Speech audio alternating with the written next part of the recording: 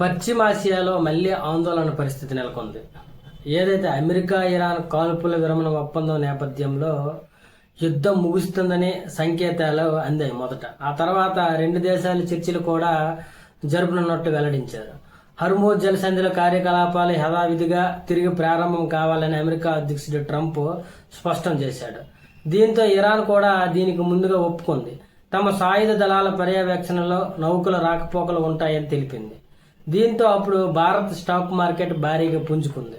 ఇప్పుడు మళ్లీ ఒక్కసారిగా పరిస్థితులు తారుమారయ్యాయి. ఇరాన్ అమెరికా మధ్య చర్చలు విఫలమయ్యాయి.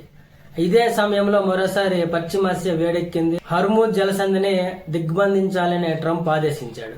దీంతో యుద్ధం ముగింపుపై మరోసారి సందేశాలు నెలకొన్నాయి. ఇజ్రాయెల్ దాడులు జరుపుతున్నట్లు సమాచారం. ఇదే సమయంలో క్రూడాయిల్ ధరలు తక్కువ నుంచి మళ్లీ ఒక్కసారిగా దూసుకెళ్లాయి. ప్రపంచవ్యాప్తంగా మరోసారి చమురు సరఫరాకు అంతరాయం కలుగుతుందని ఆందోళనలో వ్యక్తమవుతుంది. అయితే యుద్ధానికి ముందు క్రూడాయిల్ ధర దాదాపు $70 దిగువ స్థాయిలో ఉండగా అక్కడ నుంచి వరుసగా పెరుగుతూ వచ్చింది. ఈ క్రమంలో ఒక దశలో మళ్లీ $120 స్థాయికి ఎగబాకింది. తర్వాత రెండు దేశాల ప్రకటన నేపథ్యంలో హెచ్చు తగ్గులకు లోనవుతూ క్రూడాయిల్ ధర పెరిగిన క్రమంలో మళ్లీ ఇప్పుడు ఏప్రిల్ 13న భారత్ స్టాక్ మార్కెట్ పతనమవుతున్నాయి.